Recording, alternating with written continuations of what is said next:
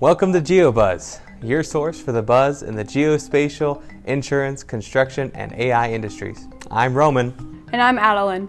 Today, how construction managers are using robotics to improve their work, using AR to troubleshoot fighter jets. We sit down with someone to discuss the best way to get ready for hurricane season and figure out how to use ImagetoScope right in Dashboard. Let's go.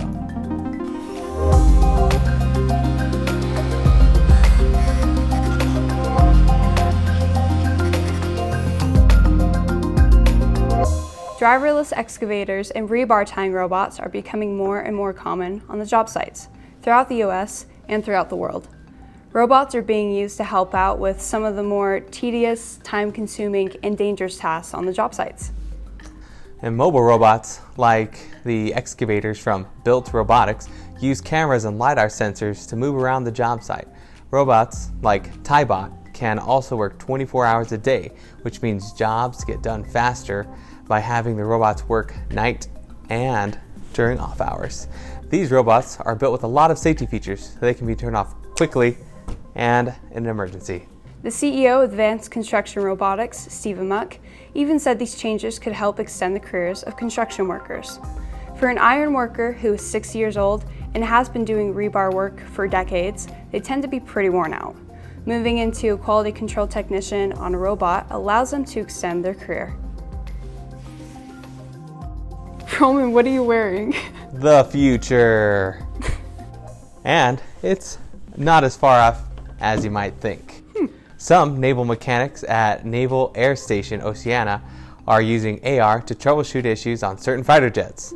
This is taking their troubleshooting time down from 8.5 hours to 1.5 hours. This only works for certain military aircraft right now, but the company developing the technology, Avatar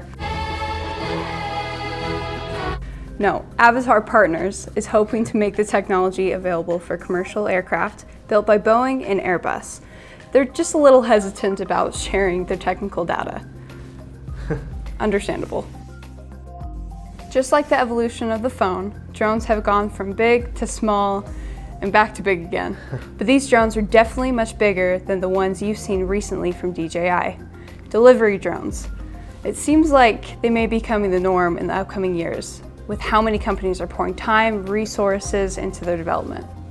Yeah, and these drones can carry around 500 pounds of cargo, can fly over 200 miles per hour, and can travel at a cruising altitude of 22,000 feet. And some of these companies, like Nautilus and Elroy Air, have a goal to be up and running by 2020. We recently met with Cory Shelton, a former claims adjuster, who gave us a few tips and tricks on how to better prepare for this hurricane season. Check it out. So as a new adjuster, it can be kind of hard to know all the things that you need to do to get ready for your first storm. So I wanted to share with you some of the things that I went through and maybe give you a little information so that you can be prepared for the first time you leave for a storm. And we're going to start this off by talking about your vehicle. Your truck is the most important thing when it comes to being able to sustain yourself during a catastrophic weather event as an adjuster. Also, if you're headed to a major catastrophe, making sure you have plenty of spare fuel. So the next thing I want to talk about is hardware. I always kept 2 ladders in the truck at all points in times. One was usually a larger fiberglass ladder mounted to the top, about 30 foot, so you could get up on some of the really tall roofs. Also a small collapsible ladder, that way if you need to go inside the property and get into the attic. Your cat adjuster belt. This is going to have your notepad, your pencils, your pens, all of the stuff that you need, but it's also going to contain like your lasers and your measuring tapes. For measuring tapes, make sure you have at least a 50-foot measuring tape and a 100-foot measuring tape in case you have to measure really long runs of like fences. You need to be able to have a good working computer, no viruses, probably no more than 2 to 3 years old, lots of memory and a fast CPU. Another important piece is going to be your go bag. This is going to be all of your clothing for about 7 days, just so you can have a full cycle of clothing and then wash them, as well as any of your personal hygiene products, and hopefully more snacks because again, eating healthy is extremely important. So once you do get the call, storms occurred and you're ready to head out onto your first cat, you're probably going to be moved into what's called staging. This is where you're going to be prepared for the storm.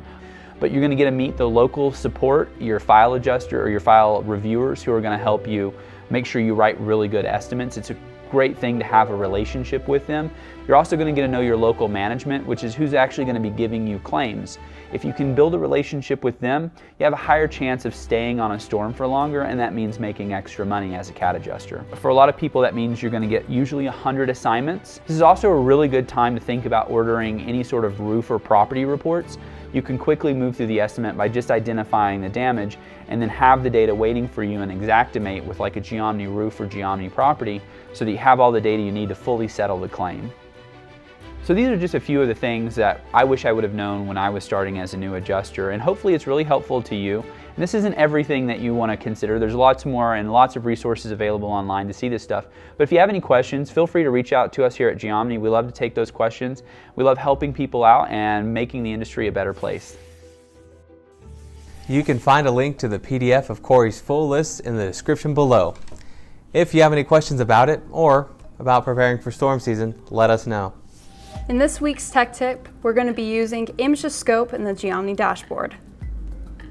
The first thing you're going to want to do is go to the projects page within the dashboard.